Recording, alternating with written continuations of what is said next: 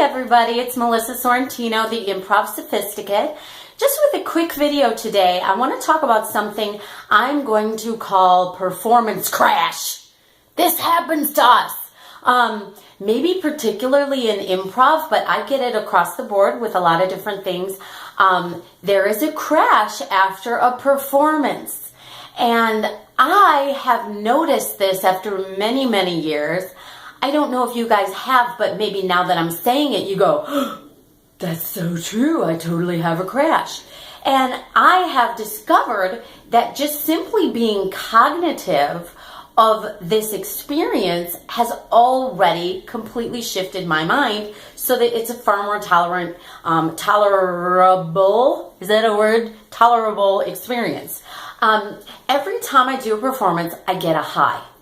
And that means as high as it goes up, that's as far as it crashes back down again the next time, like the next morning, sometimes even the second I get home. Particularly, God, I'm such a mess. I'm adjusting myself like crazy. Hi, my name's Melissa, and I'm a fidgety monkey. So I think that's really important. I remember watching, it's really sad, but I remember watching a documentary on, me and Bobby McGee. What's her name? What is her name? Janis Joplin. So this is a document. It's great. It's a great movie, actually. I think it's a feature-length movie, and it was like on Netflix stream or something. Anyway, it was on Janis Joplin, and one of the things that it mentioned was like how alive she would be on stage and how how much it juiced her, and the old phrase, left it on the field. She would just leave it all up there on the stage. She would bleed and cry and just blah, and feel that audience, that love, like tens of thousands and thousands upon thousands of screaming fans pouring all of their heart and soul on her while she's pouring her heart and soul on them. It's this whole experience. And then of course she would go back to her hotel room, and that's when she would usually have like the biggest drug problems. And I think that when I watched that was actually the kind of impetus for me to recognize I totally get that. Now, you guys, I'm gonna be honest with you, I don't just get it from performing, I get it even just from hanging out with people.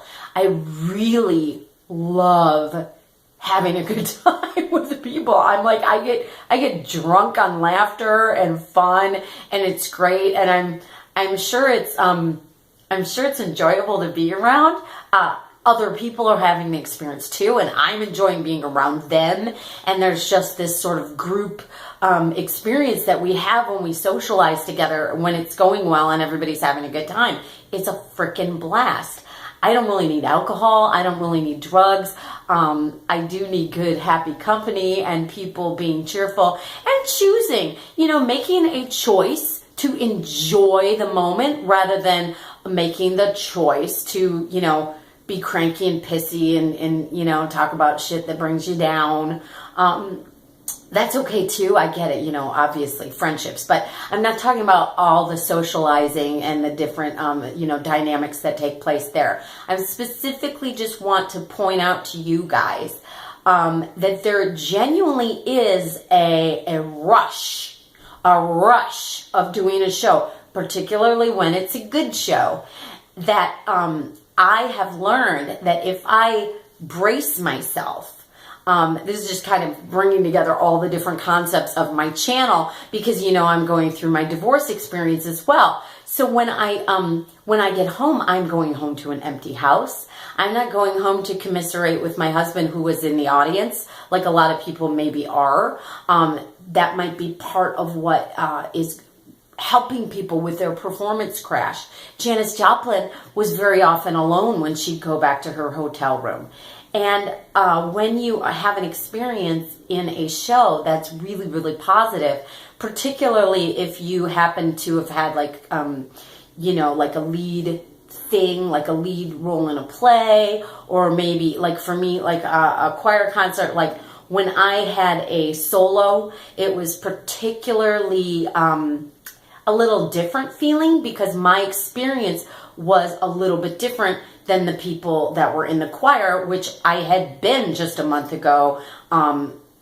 You know, there were other soloists and different people rotate. So sometimes I'm a soloist, sometimes I'm not. But, you know, for quite a while, I was not ever one, and that was totally fine. And I had a camaraderie experience.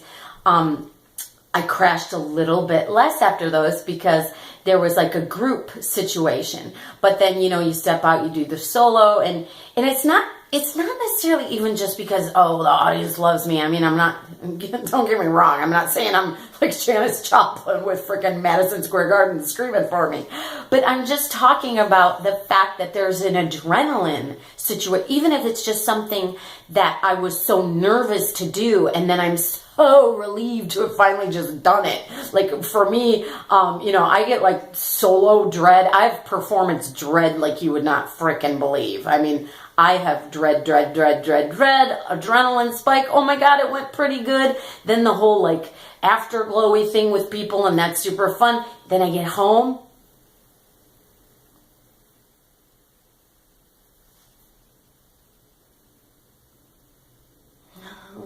Wonder, should I read? Should I watch TV? Go on Facebook for a little while. I think I'm hungry. I should probably do some laundry. You feel that? It's just such an energy shift. Being prepared for that energy shift has immensely changed my experience of it. And I recognize it as a healthy thing. I go, okay, I got some yin, now I'm going to get some yang, or vice versa. All right. So you guys, the next time you perform, maybe try thinking about it prior to the performance. Okay, I'm prepared for whatever my emotional response is going to be afterwards. And that preparation, even just labeling it for yourself, allows you to kind of already have a little bit of like a safety net underneath you that you can land on when you get back home. Okay? Talk to you guys later. I hope these videos are helpful, and if you find them to be so, please click like and subscribe and just amp up my numbers on YouTube. I don't know, for my adrenaline rush.